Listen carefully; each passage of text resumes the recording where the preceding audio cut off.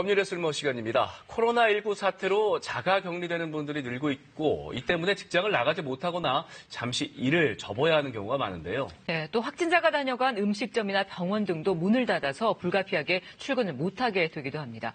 이럴 때 그래도 월급은 받을 수 있는 건지 황박모 변호사와 함께 오늘 얘기 나눠보죠.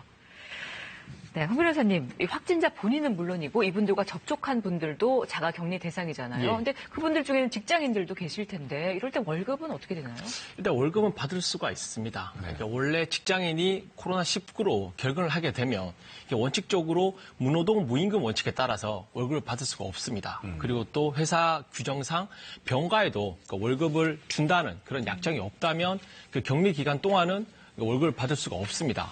하지만 노동자가 이게 불가피하게 출근을 못하는 건데 그 기간 동안 월급을 못 받는다면 이게 뭔가 좀 억울하시죠. 그렇죠. 감염병 예방법에서는 그 사업주는 근로자가 감염병으로 입원하거나 격리가 되면 기존 연차가 아닌 추가로 유급 연차 휴가를 줄 수가 있습니다. 특히 사업주가 유급 휴가를 위한 비용을 지원받은 경우에는 또 반드시 유급 휴가를 줘야 하고요. 그리고 코로나19는 법상 질병인 그 신종 감염병 증후군에 해당이 되고 정부도 메르스 때와 동일하게 일일 13만 원을 한도로 유급 휴가 비용을 지원을 하거든요. 그러니까 직장인은 유급 휴가를 받을 수가 있고 사업주는 그 비용을 국가로부터 받을 수 있는 거죠. 네. 만약에 유급 휴가를 못 받으면 정부로부터 생활 지원비를 받을 수가 있습니다. 그리고 코로나19로 입원하거나 격리된 사람들 중에서 보건소에 격리 통지를 받고 격리돼서 법에 따라서 지침을 잘 지켰다면 4인 가구 기준으로 약 한 123만 원 정도를 받을 수가 있습니다. 네. 그래요. 뭐 열이 나고 기침도 나서 이제 코로나19 의심 증상 같아서 병원에 가느라고 회사에 가지 않았다. 이래도 무단결근입니까? 일단 보건소로부터 통보를 안 받았는데 예. 내가 보기에 기침과 열이 나니까 좀 의심스러워서 내가 자체적으로 출근을 안 했다면 이건 당연히 정당성 인정받을 수가 없겠죠. 네. 이때는 연차 휴가를 쓰는 게 맞습니다. 이 경우 회사에서 만약에 연차 휴가를 막으면 그건 권한 남용이 되는 거니까요. 이때에서는 회사에서 보장하는 연차 휴가를 내고 병원에 다녀오시는 게 좋습니다. 네, 그런데 이게 일이 딱 끝나는 그런 일도 있지만 연계된 프로젝트가 진행 중이거나 그래서 쉴 수 없는 경우에 회사가 그래도 가 이렇게 보내거나 그러면 이건 불법인 거죠? 맞습니다. 이게 직장인 스스로가 내가 감염 증상이 있는데 내가 회사에 할 일이 있어. 네. 꼭 출근을 해야겠어. 이런 경우는 거의 없겠죠. 대신에 회사 측에서 맡은 그 해당 직원이 그렇죠. 계속해서 일을 봐주기를 원하는 경우는 있을 겁니다. 네네. 근데 이게 법 위반에 해당될 수가 있습니다.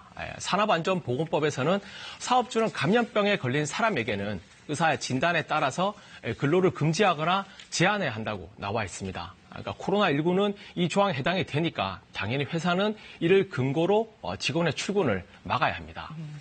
그래요. 그렇다면 출장이나 영업 같은 일을 하다가 감염자가 있어서 감염이 됐다거나 일하다 감염이 되면은 어떻게 산업재해로 보상을 받을 수 있는 겁니까? 예, 이게 그 감염자를 치료를 하다가 의사나 간호사가 감염되는 것과 마찬가지로 내가 업무를 보다가 감염이 됐다면 이건 당연히 업무상 질병에 해당이 됩니다. 특히나 면세점이나 백화점 이런 등에서 고객을 응대하다가 그곳을 거쳐간 감염자 때문에 확진자 판정을 받았다 하더라도 당연히 산재 보상 대상이 됩니다. 다만 병문안과 같은 이런 사적 사유는 인정이 되지 않고요. 그리고 팀에서 회식을 했는데 알고 보니까 옆에 있던 동료가 감염자라서 2차 감염자가 된 경우라면 보통 회식은 업무의 연장으로 보거든요. 그래서 아마 업무상 질병으로 판단받지 않을까 싶습니다. 그리고 심지어 법적으로는 이게 출퇴근하면서 지하철이나 버스에서 감염자에 접촉을 해서 감염됐다 하더라도 업무상 재해로 볼 수가 있습니다. 다만 이때 문제는 본인이 인과관계를 입증해야 한다는 건데요. 이게 다른 곳이 아니라 대중교통인 지하철 안에서 감염됐는지를 증명하는 게 이게 현실적으로 쉽지만은 않습니다. 네. 네, 환자가 들렀던 가게나 병원은 물론이고 외출 자체가 줄어드니까 음식점이나 그 문을 어쩔 수 없이 닫는 경우도 많죠. 예. 그러면은 그 종업원들은 어떻게 수당을 받을 수 있나요? 일단 사장이 상황을 보니까 이게 내가 가게를 계속 운영하더라도 더 손해만 쌓일 것 같아서 잠시 가게 운영을 좀 쉬겠다라고 네. 결정을 하면 종업원들은 휴업 수당을 받을 수가 있습니다. 네. 휴업 수당이라는 건 법에서 사업자의 귀책 사유, 잘못으로 휴업을 할 때 근로자에게 한 평균 임금의 한 70%를 지급하는 수당입니다. 예약이 줄거나 매출이 줄어드는 건 사업자의 기책 사유이고 또 노동자의 의지와는 상관없이 일을 쉬게 되니까 휴업수당을 줘야 합니다.